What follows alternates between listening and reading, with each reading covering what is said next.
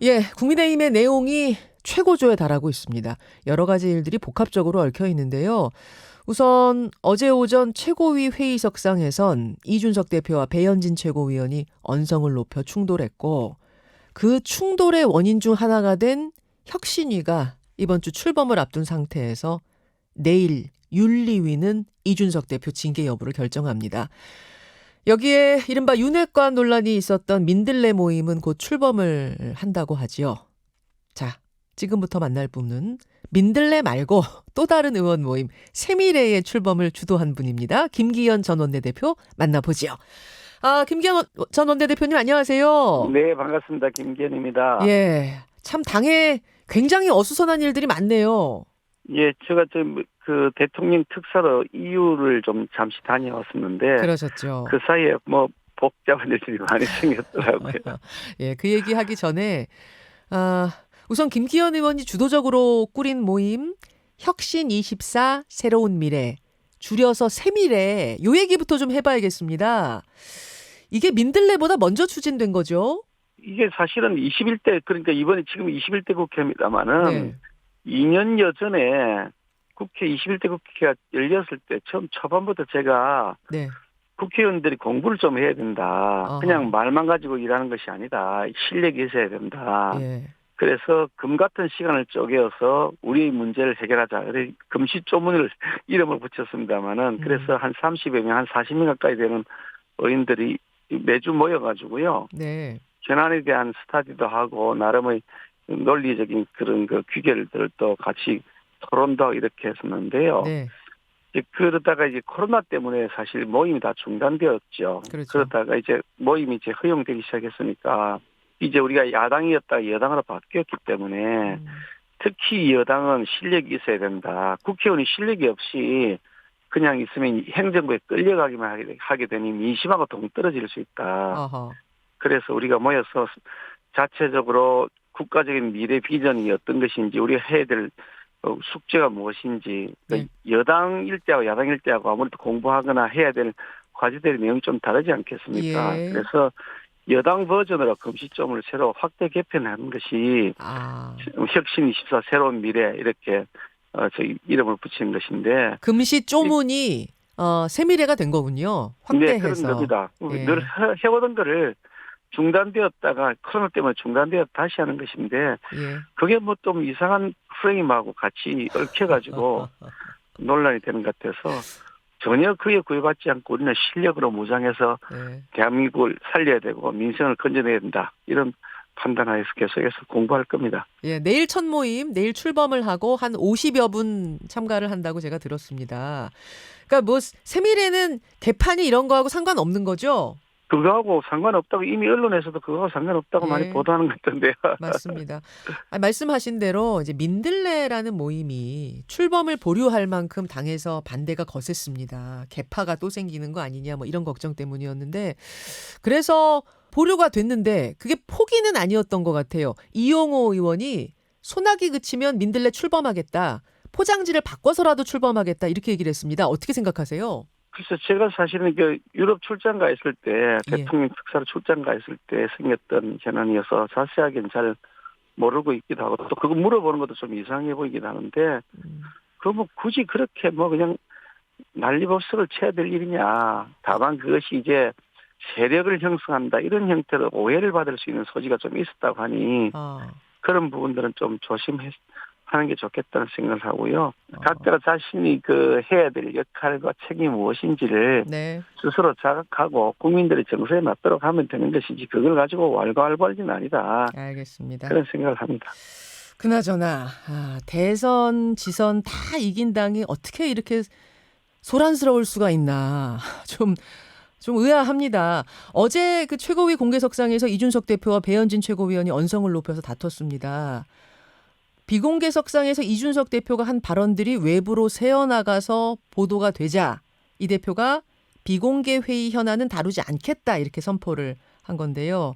거기에 대해서 배현진 최고가 반대를 하면서 막 설전이 벌어진 잠깐만 한 장면을 보고 오시죠. 비공개 회의를 이렇게 일방적으로 없애시면 어쩝니까? 발언권을 득하시고 말씀하세요. 그리고 비공개 최고위원회의에서 나온 내용들이 누차 누출되면서 실제로 언론에서 대표님께서 많이 유출을 하시지 발언권을 득하고 않았습니까? 말씀하세요. 스스로도. 특정인이 참석했을 때 유출이 많이 된다는 내용까지 나오고 있기 때문에 저는 더 이상 이 상황을 묵고할 수 없고 지금 최고위원 회의의 그 안에서 해야 될 건전한 회의의 기능과 저희의 그 권한에 대해서 대표님이 의장 직권으로 여태까지 지금 단속을 제대로 안 돼가지고 심지어 본인께서 언론과 나가서 얘기하신 걸 언론인들이 단속해볼까요, 쓴 것을 한번? 누구의 핑계를 대면서 지금 본인이 얘기 제일 많이 하셨어요 여태까지. 언론에 나가서 얘기 제일 많이 하셨다고요. 자, 비공개하겠습니다. 예. 김기현 의원님 어떻게 들으셨어요? 저도 사실은 어저께 다른 일을 하다가 나중에서 그 얘기를 듣고서 영상을 좀 봤습니다만은 예. 정말 국민들께 죄송스럽고 부끄러운 일이다. 그 경위나 이유를 막론하고 집권 여당이 국민들 앞에 이런 모습을 보이는 것은 잘못된 일이라고 저는 생각하고요. 당 구성원의 한 사람으로서 대단히 죄송하다는 사과의 말씀을 드립니다. 어쨌든 이건 당내 여러 가지 현안들이 빨리 조금 마무리되어서 네. 정말 여당의 그 본연의 임무에 좀 충실할 수 있도록 했으면 좋겠다는 간절한 바람이 있고요. 제가 당 지도부가 아니다 보니까 이렇게 저렇게 막 말하는 것이 꼭 시어머니 간섭하는 것처럼 보일까 싶어 조심스럽긴 합니다만은 예. 서로 좀 자중자애했으면 좋겠습니다. 더 이상 이런 문제 때문에 국민들께 죄송스러운 모습을 안 보였으면 좋겠다는 것이 제가 가지고 있는 간절한 소망이고요. 제가 원내대표 1년을 수행하면서 이런 일 안 생기도록 열심히 노력했었는데 네. 이런 또 참담한 일이 생기니까 너무 죄송해서 차마 입이 10개라 할 말이 없습니다, 제가. 어제 안 그래도 권성동 원내대표가 중간에 껴서 굉장히 난처해하시더라고요. 저도 영상을 봤는데요. 그 얼마나 당황스러웠을까 하는 생각이 좀 들더라고요. 참. 그렇죠. 어떻게 그런 일이 생겼는지 좀 속이 많이 상합니다. 속이 많이 상하실 것 같아요. 누가 더 문제였다고 보세요? 글쎄 그 내용에 대해서 왈가왈부하는 것은 문제 해결하는 데 별로 도움이 될 것 같지는 않고요. 어떤 형태로든지 당의 지도부가 공개 회의석상에서 그렇게 할 일이 있고 비공개 회의석상에서 해야 될 일이 있고 한데 잘 구분해서 해줬으면 좋겠다 하는 생각을 하고요. 네. 제가 원내대표 1년 수행하면서도 많은 논쟁들이 있었습니다. 굉장히 많은 현안 가지고 다툼들도 있었고요. 그래서 심야 회의도 소집하고 그런 일들이 여러 차례 있었는데 예. 그래도 공개 회의와 비공개를 잘 구분해가면서 나름대로 잘 관리를 할 수 있었던 기간이 아니었나 생각하고요. 공개와 비공개는 엄연히 다릅니까? 비공개 회의석상에서는 여러 가지 얘기들을 하지 않습니까? 그렇지만 또 그렇게 거신탈의한 얘기를 해야 되겠죠. 예. 속에 있는 얘기가 있다 하더라도. 그렇죠. 그러나 그것이 정제되어서 이제 결론이 나고 공개된 회의석상에서는 그런 부분들이 국민들 보시기에 눈살 찌푸리지 않도록 해야 되는 거다. 그럼 당연한 여당의 책무라고 생각을 하고요. 당 지도부도 그런 점들을 충분히 인식하고 있을 것이라고 저는 믿고 있습니다. 알겠습니다. 어제 충돌의 원인이 된 게 그 안철수 의원이 추천한 최고위원 2명 문제, 거기서부터 시작이 된 거더라고요.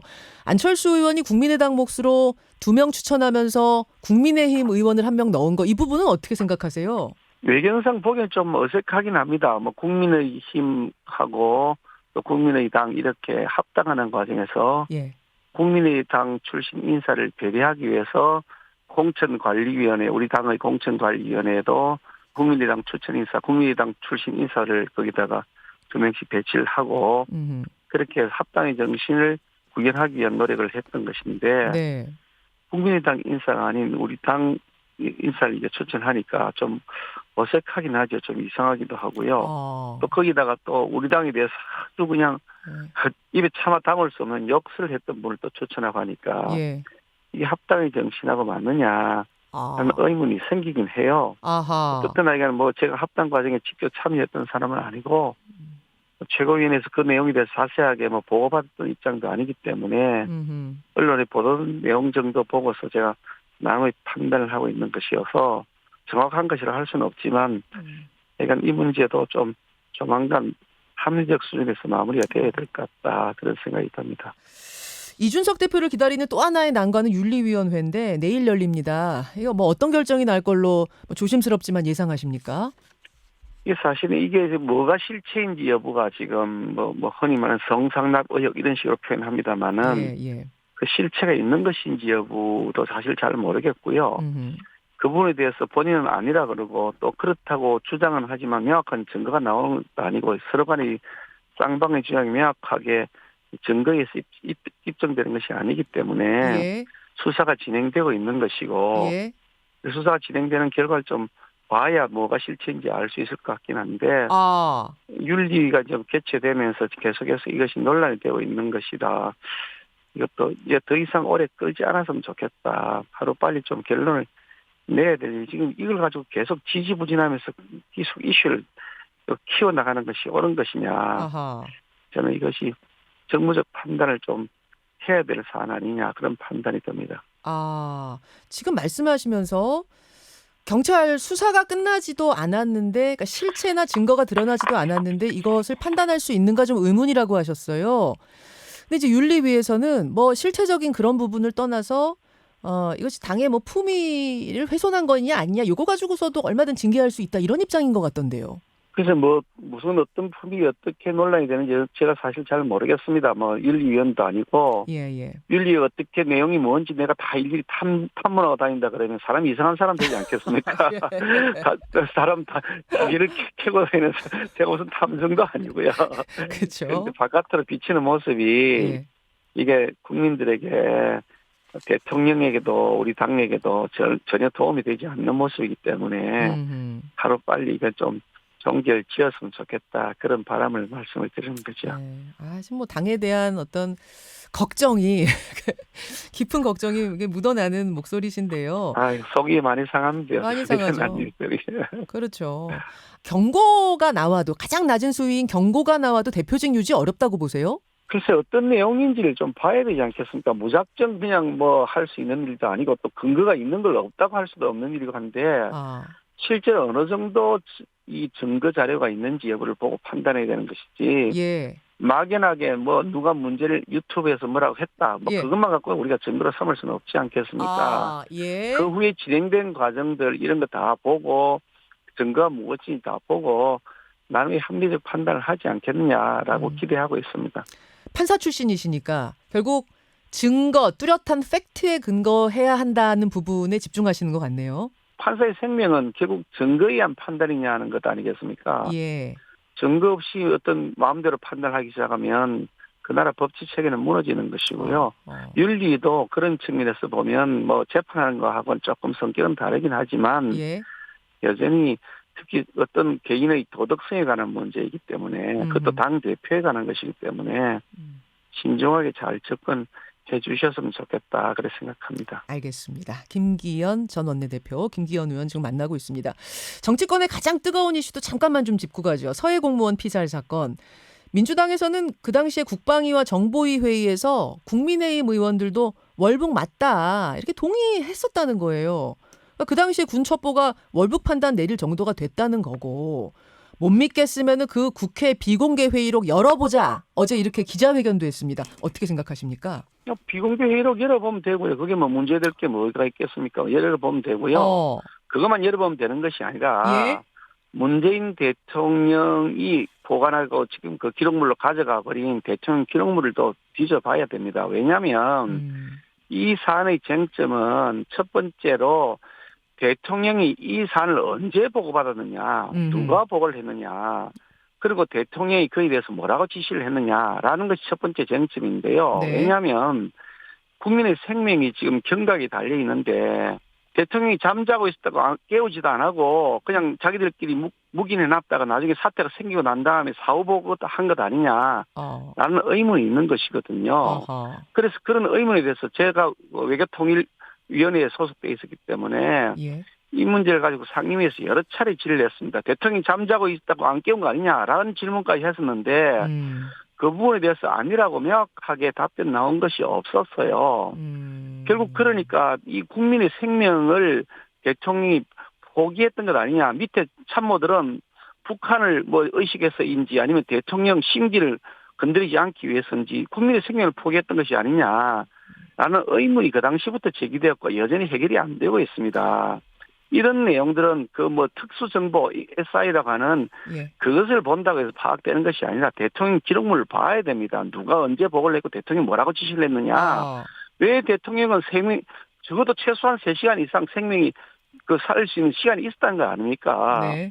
근데 북한에 대해서 왜 생명을 살려야 된다고 조치를 안 했느냐? 음흠. 북한에다가 직통으로 연락해가지고 그렇게 북한하고 친하다고 하면서 우리 국민이 잘못해서 넘어간 것 같으니까 생명에 지장을 주지 말고 빨리 그 우리 남쪽으로 넘겨라라고 요구했어야 되는 거 아닙니까? 그런 조치를 안 했는 건지 했는 건지 알 수가 없는 거죠 지금요. 아. 그러니까 그래서 대통령 기록물을 반드시 우리가 살펴봐야 된다고 하는 것인데 예. 엉뚱하게도 지금 월북이냐 아니냐만 갖고서 논란을 벌이고 있는 거죠. 월북이 가지는 의미는 엄청나게 심각합니다. 피해자 가족 입장에서 볼 때는 공개적으로 사실은 뭐 사형선고한 것이랑 비슷한 거죠. 우리 사회에서 월북이라 그러면 예.